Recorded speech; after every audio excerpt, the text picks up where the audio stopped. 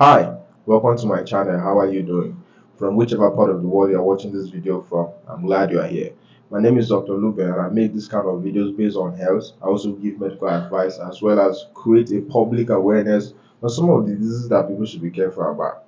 In this particular video, I want to talk about 5 things or 5 ways you can actually prevent yourself from having stroke. So if you are new to the channel, you can support me by subscribing, by hitting that like button as well. Also, turn on the notification bell so that any single time I release a video like this, you might be the first person to watch it. So without even wasting too much of our time, let's get right into the video.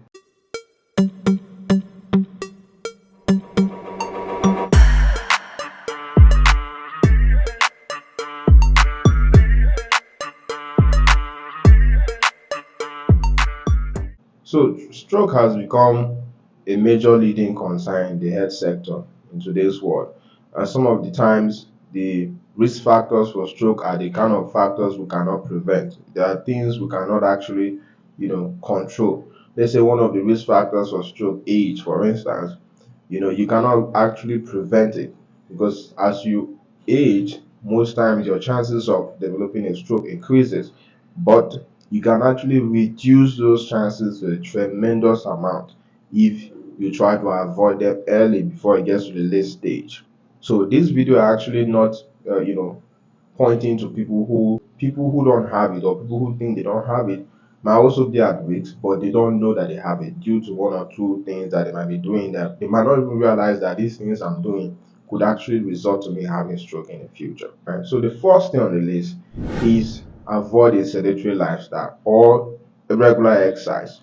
So most of my videos, I've always said this. If you've been that person that watch most of my videos, you will notice that most times I emphasize on exercise because see, exercise will not only help you just in one area of your body. Exercise has the ability to help you every single inch of your body. It helps a lot, not just other areas. So now, in pertaining to stroke, having a sedentary lifestyle could put you at a higher risk of developing stroke as you age. So let's say if you're in your 20s, 30s, 40s, as you're approaching your 50s, the chances of developing a stroke increases. This is for both male and female, not just male. So I'm making emphasis based on the two genders.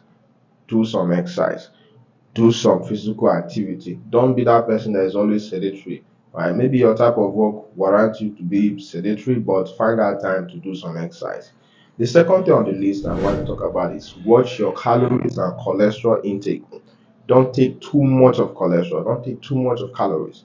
And because in today's world, right, so many things have improved. A lot of things, a lot of diet that people indulge themselves into now is the same. Where if you are a big boy, you eat those kind of food, then it means you are a big girl. Although some of them are expensive though, but when you abuse it, when you eat too much of it, remember, exercise and these things come hand in hand. So if you are eating most of this high calorie or cholesterol content of food, but then you are not spending the energy out, it's going to accumulate. Now, I don't want to go into the physiology or the pathology of telling you that process because it's going to take a lot of time, and the whole video is going to be complex, right? So it's going to clog within your major arteries, and before you know, stroke can evolve later in your end stage of life. So please and please avoid a high level or high intake of cholesterol and calories. You can get those high cholesterol from processed food, a lot of this burger, cheese, most of these food when you eat them in excess. I'm not saying you should not eat them because they are also important in the body, but when you abuse them, eat them in excess, that's when the problem comes. The third thing on the I want to talk about is quit smoking. So smoking to some certain degree of variation, to some people it might be difficult for them to stop because the moment they try to stop, they will face withdrawal syndrome. So maybe they might need a more, profound medical help in order to stop them from smoking. But it's advised if you are the type of person that smoke. I might be wrong, but 90% of what I'm going to say now is right. There has not been any proven benefit of people that smoke. Although there are some instances where some, therapeutic gases are used, in some certain medical conditions that is used to treat people. But I'm talking about smoking, like cannabis and all of these cigarettes and the rest. There hasn't been any proven benefit of it. Some people might tell you, well, smoking raises your testosterone level, but there are so many things that could raise your testosterone level in the body. You mustn't be smoking. In fact, so many unharmful things that can actually increase your testosterone level. I'm talking about the men. Some people, for the men, they will tell you that don't worry, smoking is good. It gives you ginger, it gives you confidence. When you smoke, but then that confidence is temporary. And what you don't realize is you are killing yourself as you're smoking too much. So I would advise that if you are the type of person, man or woman, if you smoke a lot, you have to put an end to it. I will not tell you to reduce it, because even if I say reduce it, I've not helped you. So stopping it is actually the best. But maybe you are too addicted to it that you cannot actually stop by yourself. So you can look for it, seek for a medical attention. I could actually, if you want me to make a video based on how you can stop or refrain yourself from addiction of smoking, put that in the comment section. I'll make a video about it. The fourth thing I want to talk about is alcohol. So I made a video on the complications of chronic alcoholism. I think I did. I'll look for the link, probably. It's one of my videos, and I'll drop the link in the description. You can check it out. So people who indulge in high intake of alcohol, they are at risk of developing a stroke.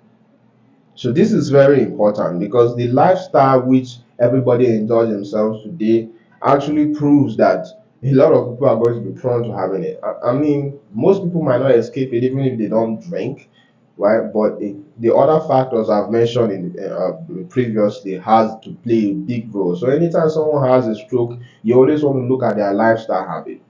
So were they living a sedentary life throughout their lifespan? Were they exercising? Were they the type of people that was active? The type of food they used to eat, was it usually high level of calorie intake or cholesterol? All these factors are very important. That's why most times people go for checkup with stroke and they will check their lipid profile. Lipid profile just contains the cholesterol, calories, and the rest, just to know the level at which they are in your blood. So the higher they are, the more chances of you developing a stroke. So many complications of alcohol can actually still come out, like hypertension. You could have that, and hypertension could also lead to stroke. So you see, this is a chain reaction. One thing can lead to the other, and the other can lead to the other. Okay, but the last one, actually, this one too is very, very important, and it will be watch your diet. So this goes hand in hand with the one I said your cholesterol level shouldn't be too high, but at the same time, you need to watch what you eat. It's very, very important. All right. So if you are the type of person who eats anything you see, it's not good. It's not actually good. Make sure anytime you eat is balanced. It's a balanced diet. You don't just look at food because it exists, you want to eat. You eat because you want to survive, not because you see the food, you want to eat everything. So these are basically the major things or major factors or ways you can prevent yourself from having stroke. If you did not understand, go back and start watch it again. Every single thing I've said, you can do your own research. I love it when people challenge me sometimes. If anything I said, if it is out online, go back, do your research, and then come back and tell me that, see, this thing that you said was not correct. I will learn from it too. But every single thing I've said, if you analyze it very well, you're going to see that most of it and every single thing I've said is not far from the truth. In fact, it is the truth if you actually want to prevent yourself from developing a stroke. So thank you so much for watching. I hope you did enjoy the video. If you did, like I said in the opening section, you can support me, because videos like this takes a lot of time and research for me to bring out the best piece for you. So you can subscribe to the channel, turn on the notification bell, and also hit that like button if you like the video, share across your friends, and I'll see you in another video.